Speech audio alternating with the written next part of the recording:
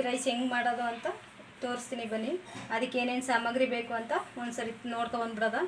2 medium size ಈರುಳ್ಳಿ, ಸ್ವಲ್ಪ ಕೊತ್ತಂಬರಿ ಸೊಪ್ಪು, 2 ಹಸಿಮೆಣಸಿಕಾಯಿ, ಸ್ವಲ್ಪ ಜೀರಿಗೆ ಪುಡಿ, ಸ್ವಲ್ಪ ಧನಿಯಾ ಪುಡಿ, ಸ್ವಲ್ಪ ಹಸಿಮೆಣಸಿಕಾಯಿ ಪುಡಿ, ಸ್ವಲ್ಪ ಹುಣಸೆಹಣ್ಣು. ಸ್ವಲ್ಪ ಗ್ಯಾಸ್ ಆನ್ ಮಾಡಿಕೊಂಡು ಒಂದು ಪಾತ್ರೆ ಇಟ್ಕೊಳ್ಳಿ. ಒಂದು ಪಾತ್ರೆ ಇಟ್ಕೊಂಡು 2 ರಿಂದ 3 ಸ್ಪೂನು ಎಣ್ಣೆ ಹಾಕ್ಕೊಳ್ಳಿ. ಎಣ್ಣೆ ಹಾಕ್ಕೊಂಡು ಅದು ಸ್ವಲ್ಪ ಕಾಯಕ್ಕೆ ಬಿಡಿ. ಸ್ವಲ್ಪ ಸಾಸಿವೆ ಹಾಕಿ ಅದು ಸ್ವಲ್ಪ ಸಿಡಿಬೇಕು, ಅದು ಚಿಟ್ರಪಟ್ರ ಅಂತ.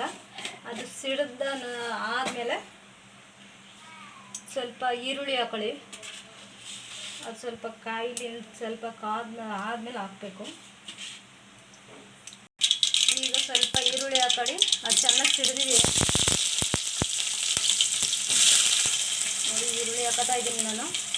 ಅದಾದಮೇಲೆ ಸ್ವಲ್ಪ ಹಸಿಮೆಣಸಿಕಾಯಿ ಹಾಕೊಳ್ಳಿ. ಇದನ್ನ ಚೆನ್ನಾಗಿ ಫ್ರೈ ಮಾಡಿ. ಹಸಿಮೆಣಸಿಕಾಯಿ ಈರುಳ್ಳಿ ಎಲ್ಲ ಚೆನ್ನಾಗಿ ಬಾಡಬೇಕು ನೋಡಿ, ಚೆನ್ನಾಗಿ ಫ್ರೈ ಆಗಬೇಕು. ಫ್ರೈ ಚೆನ್ನಾಗಿ ಕೈ ಆಡಿಸ್ತಿರ್ಬೇಕು, ಇಲ್ಲ ಅಂದರೆ ಸೀದೋಗ್ಬಿಡುತ್ತೆ.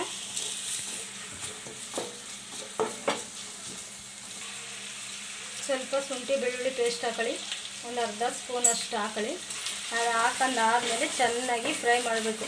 ಅದು ಹಸಿ ಸ್ಮೆಲ್ ಎಲ್ಲ ಹೋಗಬೇಕು.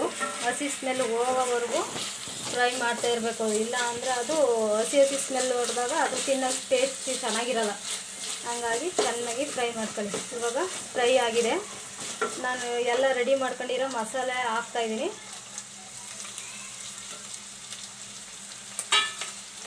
ಮಸಾಲೆನ ಚೆನ್ನಾಗಿ ಫ್ರೈ ಮಾಡಿ. ಅದೆಲ್ಲ ಪುಡಿ ತಗೊಂಡಿರೋದ್ರಿಂದ ಅದು ಹಸಿ ಸ್ಮೆಲ್ಲೆಲ್ಲ ಹೋಗ್ಬೇಕು. ಅದು ಚೆನ್ನಾಗಿ ಹಸಿ ಸ್ಮೆಲ್ ಹೋದ್ರೇ ಯಾವ ಟೇಸ್ಟ್ ಬರೋದು. ಚೆನ್ನಾಗಿ ಫ್ರೈ ಮಾಡ್ಕೊಳ್ಳಿ. ಚೆನ್ನಾಗಿ ಫ್ರೈ ಆಗೋವರೆಗೂ ಇದು ಮಾಡ್ತಾ ಇರಬೇಕು, ಇಲ್ಲಾಂದರೆ ತಳೆ ಹಿಡಿಯುತ್ತೆ. ಇದು ಮಸಾಲೆ ಎಲ್ಲ ತಳೆ ಹಿಡಿದ್ಬಿಟ್ರೆ ಚೆನ್ನಾಗಿರೋಲ್ಲ ಟೇಸ್ಟು. ಹಾಗಾಗಿ ಕೈ ಆಡಿಸ್ತಾನೆ ಇರಬೇಕು. ರುಚಿಗೆ ತಕ್ಕಷ್ಟು ಉಪ್ಪು ಹಾಕೊಳ್ಳಿ. ನನಗೆ ಎಷ್ಟು ಬೇಕೋ ಅಷ್ಟನ್ನ ನಾನು ಮಾಡ್ತಾಯಿದ್ದೀನಿ. ನೀವು ಬೇಕು ಅಂದರೆ ಜಾಸ್ತಿನೂ ಮಾಡ್ಕೋಬೋದು. ಇವಾಗ ಸ್ವಲ್ಪ ಹುಣಸೆಹಣ್ಣು ಕಲಸಿಟ್ಕೊಂಡಿದೆ, ಅದನ್ನು ಹಾಕ್ತಾಯಿದ್ದೀನಿ.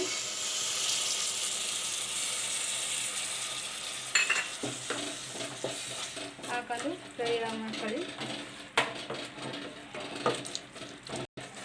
ಚೆನ್ನಾಗಿ ಫ್ರೈ ಮಾಡಿ. ಹುಣಸೆಹಣ್ಣು ಹಾಕಿದ್ಮೇಲೆ ರುಚಿ ಉಪ್ಪು ಎಲ್ಲ ಹಾಕಾದ್ಮೇಲೆ ಸ್ವಲ್ಪ 1 ರಿಂದ 2 ನಿಮಿಷ ಫ್ರೈ ಆಗಬೇಕು. ಅದಾದಮೇಲೆ ಸ್ವಲ್ಪ ಕೊತ್ತಂಬರಿ ಸೊಪ್ಪು ಹಾಕಿ. ಕೊತ್ತಂಬರಿ ಸೊಪ್ಪು ಹಾಕ್ಬಿಟ್ಟು ಸ್ವಲ್ಪ ಮಿಕ್ಸ್ ಮಾಡಿ.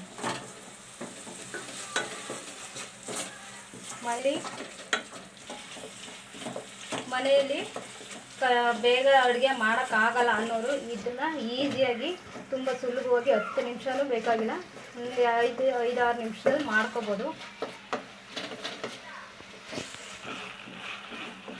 ಇದನ್ನು ಬೇಯ್ತಾ ಇರಲಿ. ಒಂದು ಕುಕ್ಕರಲ್ಲಿ ಅನ್ನ ಮಾಡಿ ಇಟ್ಕೊಂಡಿದ್ದೀನಿ, ಅದನ್ನು ಒಂದು ಪಾತ್ರೆಗೆ ಹಾಕೋತೀನಿ ಮಿಕ್ಸ್ ಮಾಡ್ಕೊಳ್ಳೋದಕ್ಕೆ ಅಂತ. ನಾನು ಅನ್ನ ಮಾಡಿ ಇಟ್ಕೊಂಡಿದ್ದೀನಿ. ಈ ಅನ್ನನ ಬಿಸಿ ಇದ್ದರೆ ಒಲೆನ ಆಫ್ ಮಾಡ್ಬಿಟ್ಟು ಹಾಕ್ಕೊಳ್ಳಿ. ಇಲ್ಲ ತಣ್ಣಗಿದ್ದರೆ ಒಲೆ ಮೇಲೆ ಸ್ವಲ್ಪ ಸಣ್ಣ ಉರಿ ಮಾಡಿ ಅಲ್ಲಿಗೆ ಅನ್ನ ಹಾಕ್ಕೊಂಡು ಮಿಕ್ಸ್ ಮಾಡ್ಕೊಳ್ಳಿ. ಈ ಥರ ಚೆನ್ನಾಗಿ ಮಿಕ್ಸ್ ಮಾಡಬೇಕು.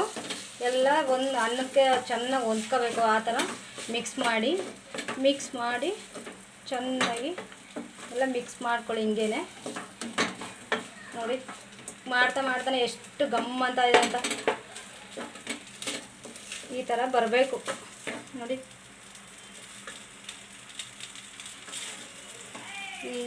ಈ ಅದಕ್ಕೆ ಬಂದರೆ ಎಲ್ಲ ಮಿಕ್ಸ್ ಆಗಿದೆ ಅಂತ ಅರ್ಥ.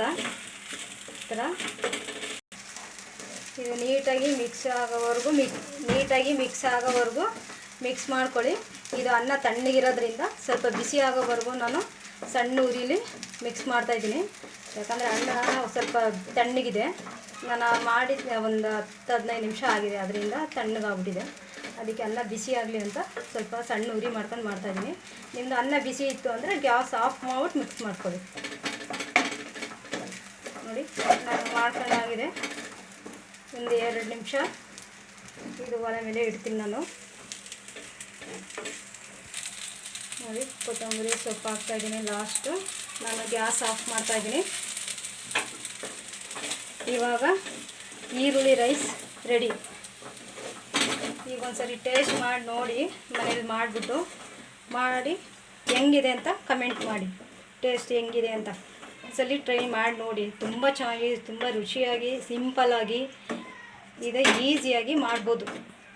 ಮಾಡಿ ಬೇಕಾದ್ರೆ ನೀವು ಮನೇಲಿ ಮಾಡಿ ನೋಡಿ ಒಂದ್ಸರಿ ಹೆಂಗಿದೆ, ಟೇಸ್ಟ್ ಹೆಂಗಿತ್ತು ಅಂತ ನನಗೆ ಕಮೆಂಟ್ ಮಾಡಿ ತಿಳಿಸಿ.